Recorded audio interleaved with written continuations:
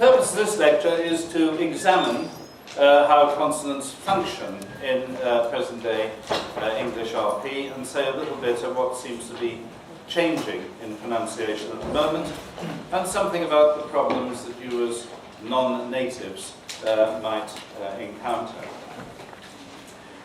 You can see on your handout that we have a consonant grid, and that is the normal way, that is the regular way to show the consonant inventory of a language.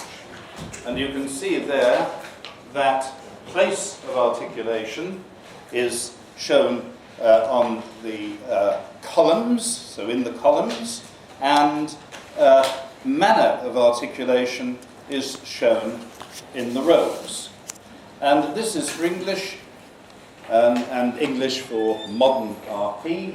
So in consequence, we haven't shown manners of articulation like, for instance, trills or taps. We haven't shown those. This is merely for English, and those are the only, and the accent of English which we're dealing with in detail, that's to say, RP in its extended sense.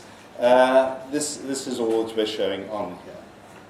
Then you'll see that we're going to go on to talk about stop consonants. Stops are the most complex of articulations, and so therefore we need to say quite a lot about them. Here you've got a sagittal cross-section, as it's called, so you have a cross-section of P and B. And this is the hold stage of P and B. So what we want to find out is, what do we mean by the hold stage? You can see that the lips are the place of articulation here. So this is bilabial consonant. Bi meaning two, and labial being the Latin word for lips. I then move on to here, and I can reveal to you now what hold stage means, if you didn't know what hold stage meant before. This is a timing diagram. This is not quite different from a sagittal cross-section. This shows what is happening over time, and time is shown, as you can see here, as it were on the horizontal axis. And what you have with a stop is, and any stop, it doesn't matter where it's made, you have three significant stages. We call them the approach stage, the hold stage, and the release stage. And if we take it for a sound like ba, abba, okay, say abba, abba. I used to get money from Swedish rock groups for doing this. But if you take it, let's take it up to the beginning of the hold stage. So you go, everybody, and your lips are coming together. They're approaching. That's why we call it approach. Then we hold the lips, the hold stage, and it stops the air escaping from the lungs. The airstream is coming up from the lungs. When we get to the hold stage, we stop it. So let's go, everybody, and you probably feel your vocal folds vibrating too, because this is a voice consonant. Everybody, right? And then you release, and then we have ba. We have the full stop consonant. Everybody, ba. And now you've got into the release stage, stage 3. Now that's the most important diagram in the sense that we have to deal with today, because everything else we say is based on that. Having said that about the release stage, there are two ways in which we can release. We can release the sound rapidly, in which case we have a plosive, an explosive sound. It's always explosion that we're dealing with here. We refer to the disturbance of the air molecules that you have at that point as plosion, and you get a burst of noise. So let's listen to that, as we said, Ba, everybody? Ba. And you have this little burst of noise in the release there. But I do another thing as well. I can instead, I can release the lips fairly slowly. And instead have ba, everybody? Ba. And I sometimes say that when I pronounce the word obviously, I sometimes do that articulation. We call it an affricate. In English, we have two affricates. We have cha, everyone, and a ja. Two phoneme affricates. And you can hear the friction when I release them. Sha, everybody? Right, the friction is special in that it is homogenic with the stop. So sha is at the same place of articulation, and it's as you slowly release those articulators that this happens. When I say slowly, everything in speech happens very, very rapidly. So it's relatively slowly. It's a few more hundredths of a second than it would be in a straightforward plosive consonant. Don't forget that plosive and affricate together form stops. So they come together, a cover term for them is stops. Right, I want now to have a look at some of the special effects that one finds with stops, why we need to deal with them in a considerable amount of detail. These are the markers of Fortis and Linus opposition in plosive consonants. Firstly, we have aspiration. And aspiration is what can be defined as a little puff of air. We'll come on to talk about it in more detail. A more precise description is that it's delayed voice onset time, or delayed DOT, as it's often called. We also have glottalization in various forms. Aspiration is found in some languages and not in others. In non-aspiration languages, like Spanish, most Romance languages, Polish, these plosive consonants tend to have a firmer closure. The articulators form a tight, efficient valve. There's a brisk release of the compressed air. In aspirated languages, like for instance English, Northern German, Standard German, Chinese, Japanese, the articulations have looser closures, and this then acts as an inefficient, leaky valve from which the air is released somewhat more slowly. An aspiration or delayed onset time occurs when PTK are initial in a stressed syllable. And this is what we can show it as on the diagram. So here, aspiration in English, P as in peak. And this shows the vocal folds vibrating just a little time after the release of the closure. So here you have the release of the closure, and then you have the raised H there. And that gives you the effect of the little puff of air. Let's have a go at saying a word like peak. This is as we could have here. Everybody, peak. Without aspiration, this would be beak, beak. Firm closure, rapid release, but with aspiration, peak, peak. To an English ear, and to anybody else who speaks aspirated languages, the little puff of air is more important than the voice. Notice VF there stands for vocal folds. When I show them apart, then this means they're not vibrating. When they've got the wavy line, then it means that you do have vibration. Let me go back and just remind you what aspiration and non-aspiration languages are. Aspiration languages, for example, English, Scandinavian languages, Welsh, Japanese, Chinese, Standard German. Non-aspiration languages, most of the Romance languages, Spanish, French, Italian, Polish, and then you have one Germanic language which doesn't fit in, Dutch. But you can take the languages in the world and they mostly fall into one of these two categories. These are just some examples that I've got here.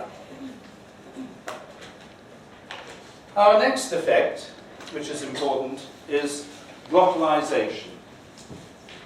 And in particular, the effect we call pre-globalization in fortis stop consonants.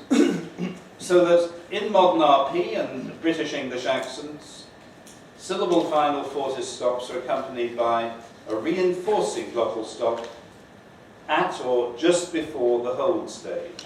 It's called pre-globalization. Other books will term it glottal reinforcement. And it's one of the most significant phonetic markers of final fortis stops in British English accents of the present day. And it is, in my experience at least, relatively little taught. It only affects the fortis stops. Glottalization is never heard with lenis stops. Now let's have a look at a diagram which will represent this. Here we have what is now, I hope, getting to be a familiar diagram. It's on your handout. And here you have for laptop. So we're talking about what is affecting this P here, this one here. Laptop. Can you hear it as I say it? Laptop.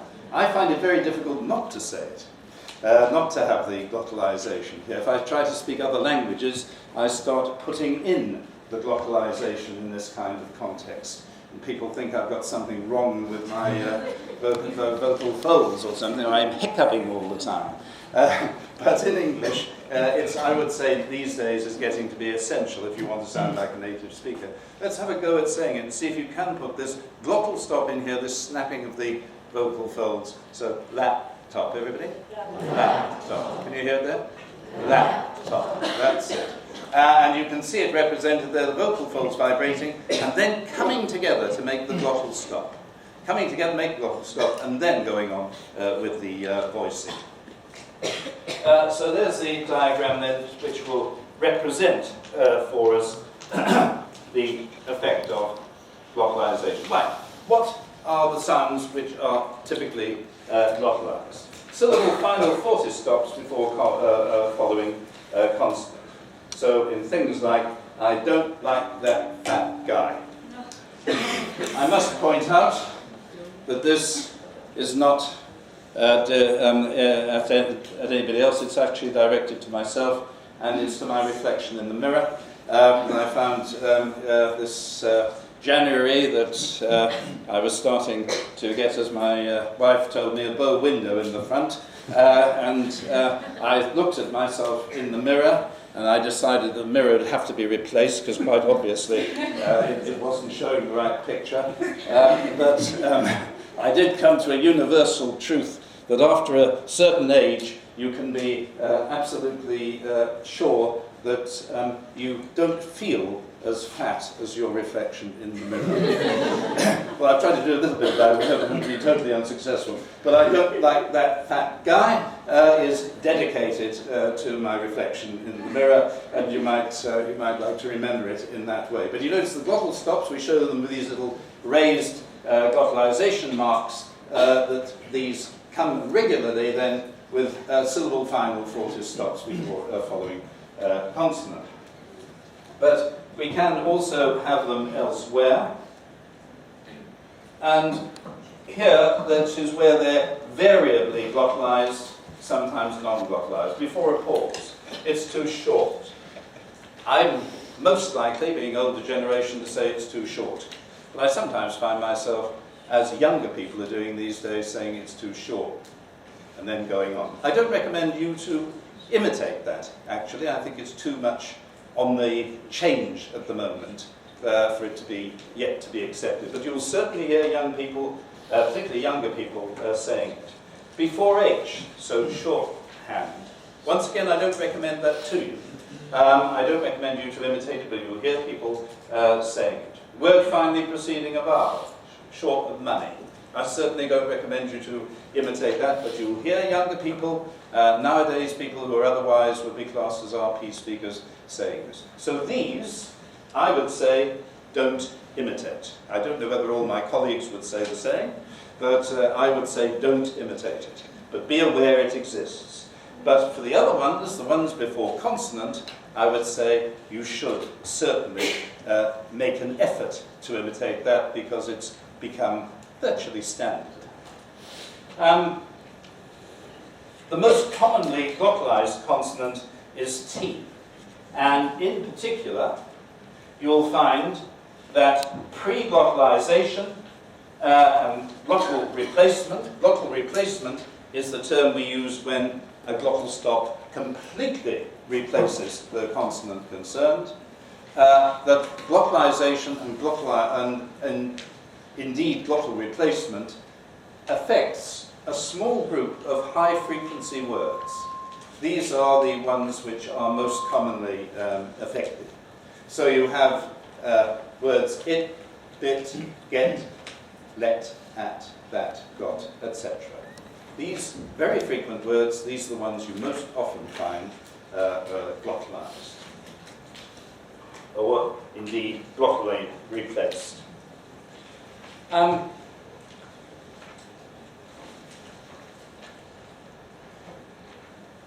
going on too quickly. Right, if we then consider the history of glottal stop over the page on page 3 in your handout.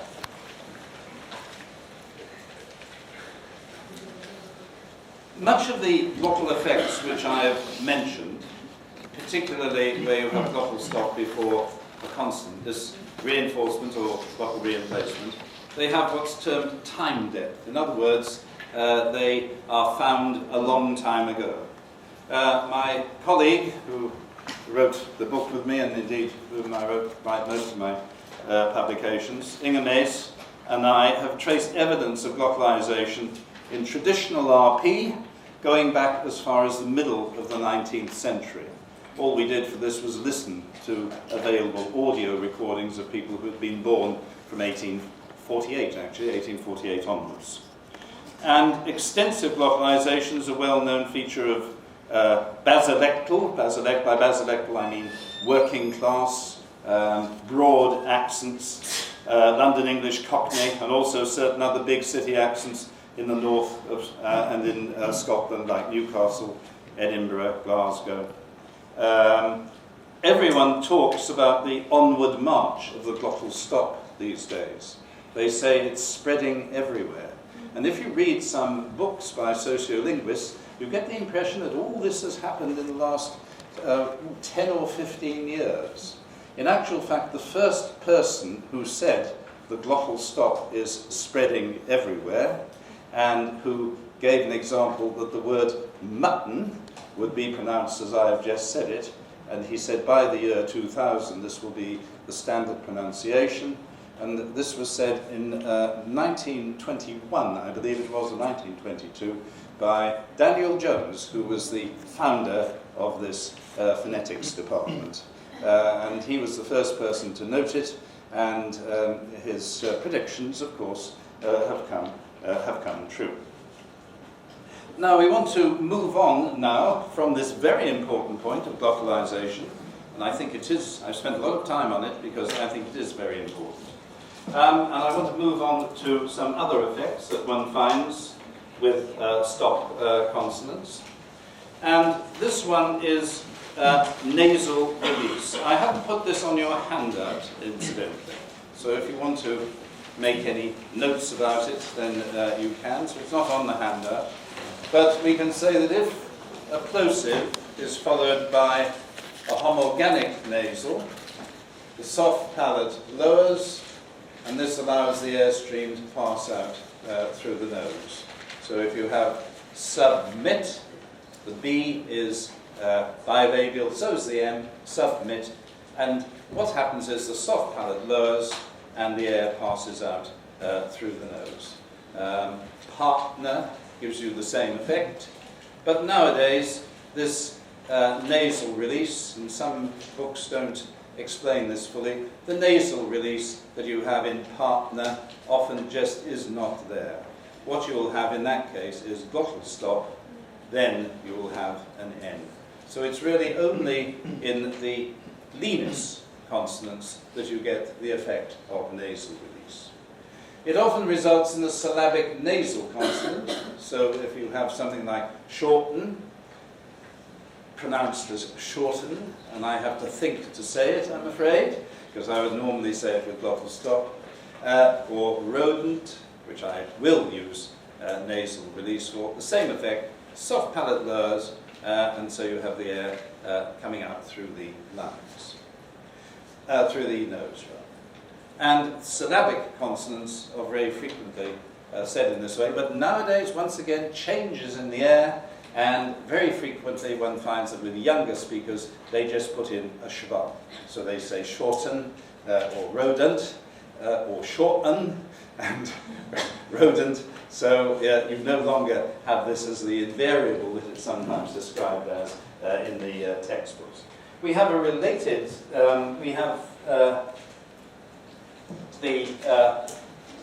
some more examples here. So fortis plosives here with accompanying glottalization, witness, help me, or with glottal replacement, short sequence TN, shorten, written, pattern, cotton. But normally these days, once again, all these TN sequences here will be glottal stop plus syllabic N. Shorten, written, pattern, cotton. It's noticeable in American English, this is the one place where you have very similar glottalization on a regular basis to British English. So in President Clinton, for instance, normally pronounced his name in that way. Glottalization is much less pervasive in American English. It's much less common in American English, except in this context preceding a syllabic N. Where you have sequences of stops, then you also have the effect which we call lateral release. In a lateral release, the alveolar closure is released by lowering the sides of the tongue. So that if you have something like settle or paddle, there the T or the D is released not by releasing the closure completely, but just by lowering the sides of the tongue. If we take the second example there, paddle, try saying this, paddle, and then going straight into the L. Paddle, paddle. Settle, settle. Now, you also get similar types of articulation where you have sequences like KL, GL, BL, PL, and BL. So as in prickle, struggling, grapple, bubbly. In this case, you have to take up the position for the velar or the bilabial closure in the course of the articulation. So it's a rather more complicated effect, but the acoustic result is very much the same. Now, notice that one doesn't have glottalization in this context in RP.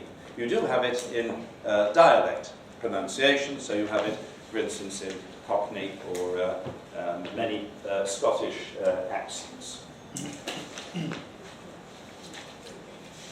We want to move on now, having said a great deal about plosives. I'm going to move on to talk about other consonants in English. Here you have a nasal N, ama, everybody?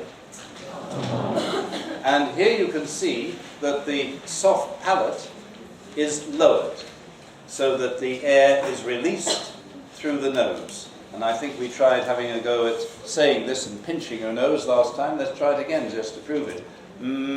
Everybody? Pinch your nose. and you can't say the M anymore. So this then is nasal, so-called because the air passes out through the nose. The only point in terms, because I think virtually all languages in the world have nasals, the only thing which we need to remember about nasals in terms of non-native acquisition of language is that in English we have three possibilities in final position.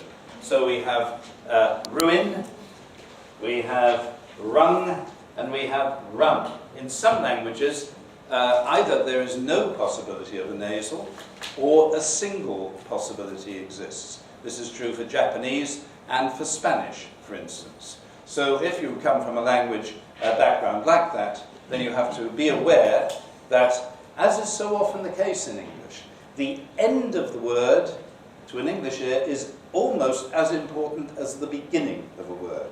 And in many languages, that's not true. You don't have as many contrasts in final position as you have in initial position. But in English, then you have the question of fortis linis, and you also have this full range of nasal consonants. So the end of a word is almost as important as the beginning of a word to an English ear. The next slide that I want to show you is to our next section of sounds. These are the fricatives. So that we have here the sounds which are marginal phonemes, and this is further on your handout. So this gives us the marginal phonemes that you have here of which, where it's pronounced as which, and why as why, whether as whether, wheel as wheel. These are now dying out. You also have another marginal phoneme, which is the ch in proper names and foreign words.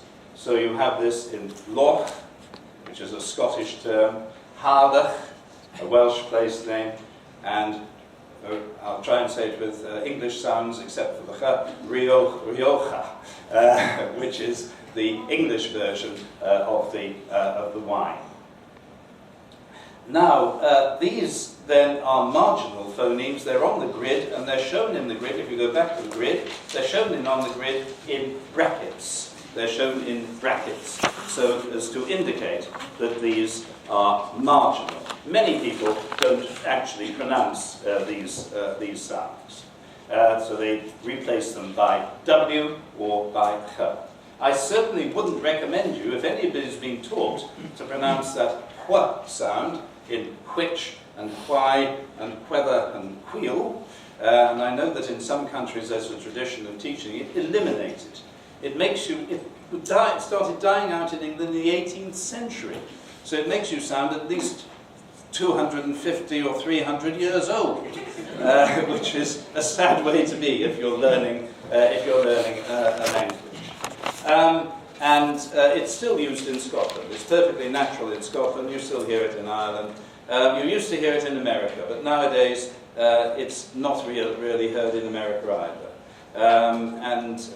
It's something which is really something of the past. So those then are the marginal phonemes.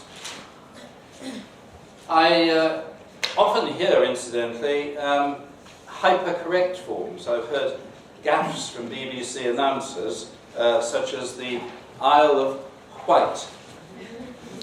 Of course, it should be white because there's no H in the spelling.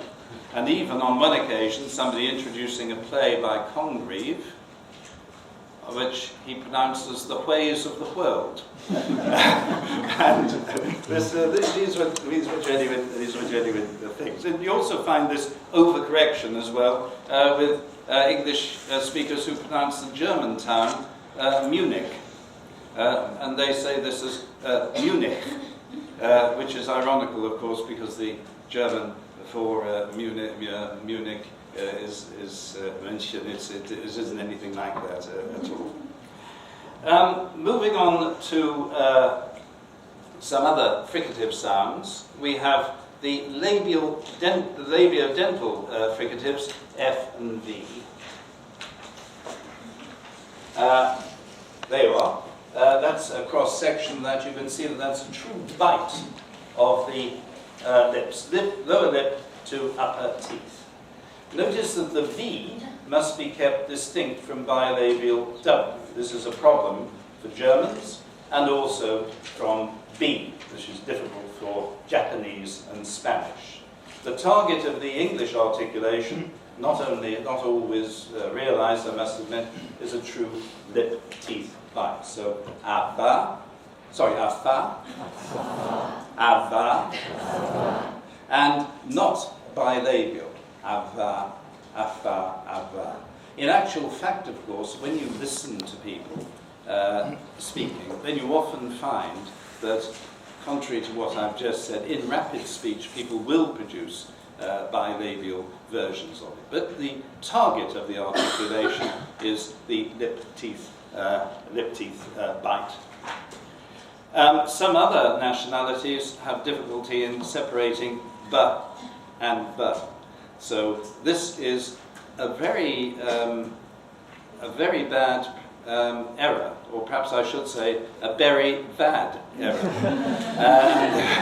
And people find it extremely difficult to understand. I would say with Spanish speakers in particular that it's the most difficult thing to be able to deal with as a non-native, as a native speaker, if you're listening to a Spanish person's attempts. I'm going to move on now to talk to about the monster of English, as it's often put forward at least, and these are the dental fricatives. Atha, adha.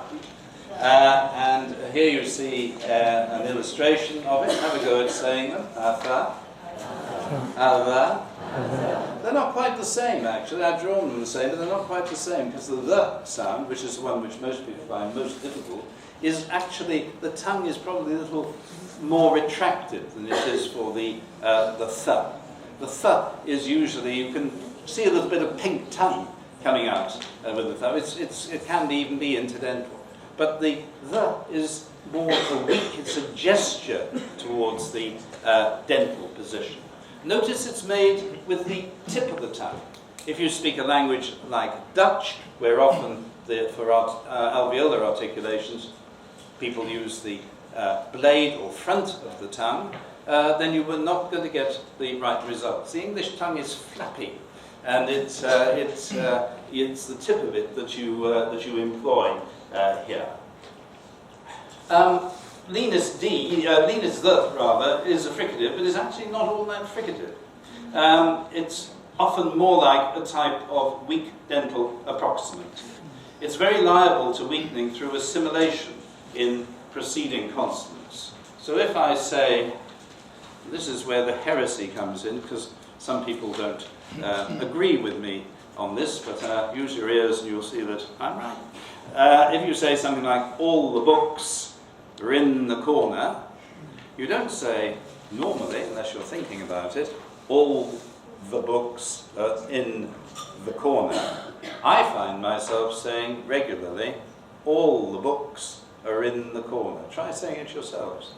All the books are in the corner.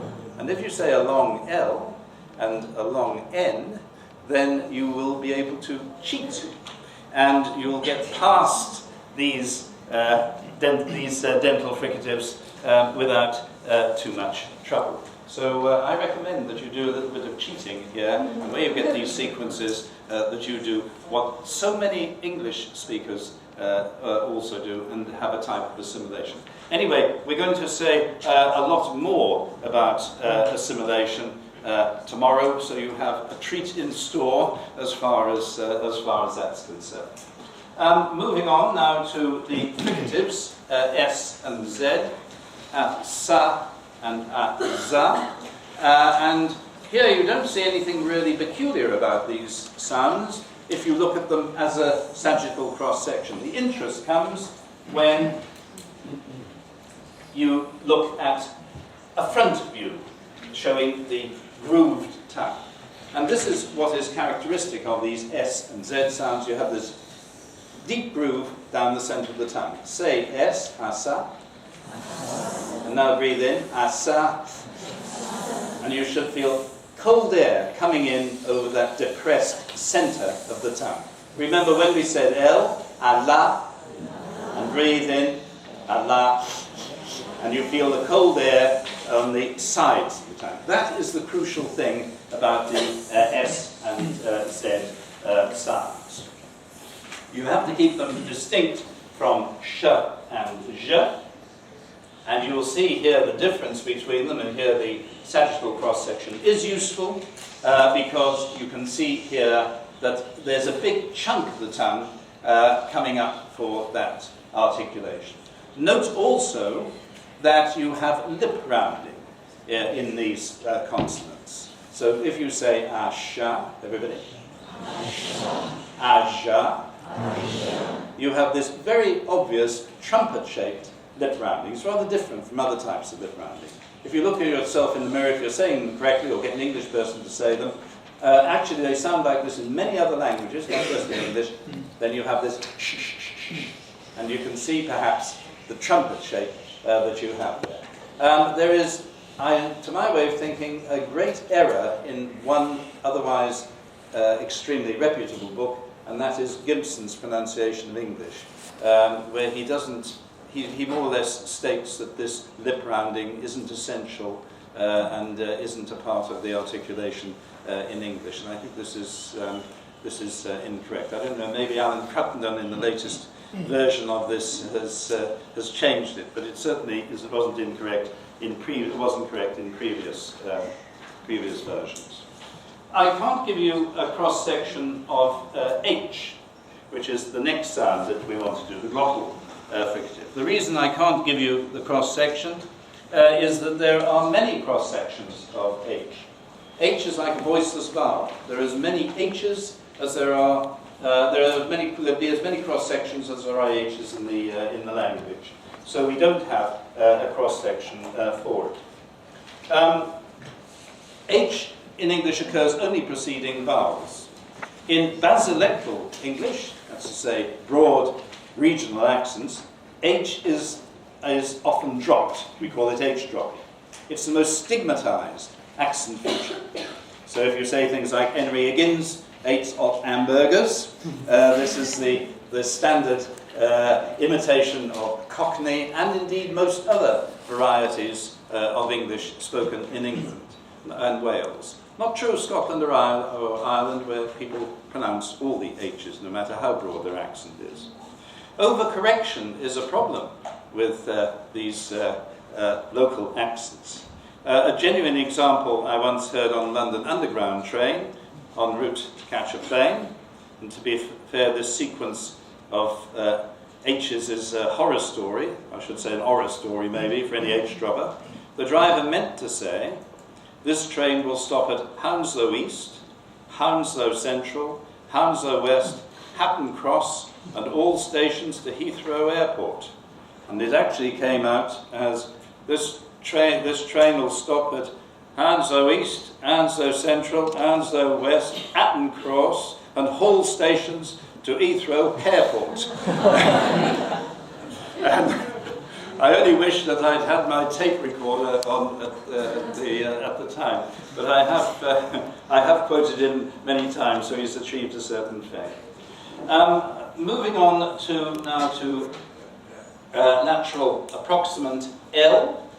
Here's a slide which you've seen already. The arrow indicates the lowered sides of the tongue. But this is the dark L. This is the L allophone that we find in final position. I don't think myself you should get yourself too concerned about dark L's. Dark L's are something which are good to imitate. I'm not saying they're not. You should certainly try to imitate them. But if you don't get dark L correct, people will still understand you. Some accents, some non-native accents, in fact, have too many dark L's. So noticeably, people who speak Russian They have a nice palatalized L and a very dark L with velarization. And they will insist on using the dark L on every possible occasion. So unfortunately, when English people imitate Russian accents, you hear comedians imitating Russian accents, then they put in dark L's everywhere. If you're a Russian speaker, or if you have a language like Dutch, for instance, where you have a very dark L, it's a good idea to clear your L's up, as it were, and make them a little less dark. Our next accent that we are going to deal with is the R, the palato-approximant R. And here you have R with open approximation. As I said earlier in the earlier lecture, the crucial thing for this is raising the sides of the tongue. What you do with the tip of the tongue, even though it's shown like that with all the books, it's not all that significant. Raising the sides of the tongue, however, is. There's another allophone, and that's the post-alveolar affricates that you find in words like train and drained. And these are affricate articulations. That shows you the hold stage. They're, of course, not phoneme affricates. These are allophones. Have a go at saying those sounds out. Train, drain. Put the tr and dr between vowels. Atra, adra. Okay, so this is an entirely different type of articulation where you have an affricate instead of the sequence of consonants which you might expect. Accents of English divide into two sorts, as you know. So you have rhotic and non-rhotic accents. And English, as spoken in America, including General American, Canadian, these are rhotic varieties. R is pronounced in all contexts. Non-rhotic varieties, such as the English spoken in England and Wales, this in Australia, South Africa, most of New Zealand, this is non-rhotic. R is only pronounced before a vowel. Notice that in the USA, non-rhotic speech is generally stigmatized. In other words, it's looked down on. But many of the presidents have been non-rhotics. This is true of Lyndon Johnson, Jimmy Carter, Bill Clinton, were all R-droppers, and they were all very conscious of the fact, and they often made references in their speeches to the fact that they had Southern American accents and they didn't pronounce the R sounds. The approximant is the next sound which we have to deal with, the approximant yod. This gives you an indication of how this is pronounced. This is ya, as in yam, and you can see that we can put these approximants on a vowel diagram. We can do the same thing, in fact, for the W. In fact, we'll do it in a second or two. In English, an interesting thing which has happened in the present day is the effect we call yod coalescence. This is where sequences, T yod, D yod, are replaced by palato-alveolar affricates, cha and ja. Yod coalescence is now the most frequent pronunciation in stressed syllables, like Tuesday, June, and so on. So the word June, San June, is pronounced the same as the month of June. We'll be saying much more about this tomorrow when we talk about assimilation. You also get the effect we call the yod dropping in American English, where the y is completely removed. We also have here the cross-section and vowel diagram for W. This is for watt, the electrical watt. And you'll see here that, again, we can show this. It's like a little sound. They used to be called semivowels, and I think, in fact, this is rather a good term for them. They're different from the other approximants in that they can be shown as a little vowel sound.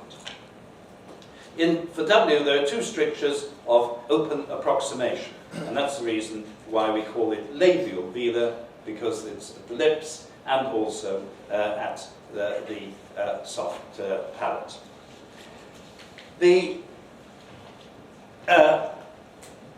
description then of these approximants completes my talk on the consonants sounds. So we've gone through and we've discussed every one of the consonants in English in some detail. As a result of time pressure, I had to remove some of my statements, as you may have noticed on the stop cons on things such as T voicing. But I think the handout there, hopefully at least, will speak for itself. Tomorrow, I'm going to talk about features of connected speech. And my subtitle for that is the surprises of connected speech, because some of the things of connected speech may prove a surprise to you. In fact, they may have already proved a surprise to you as you've learnt about these things through your ear training classes.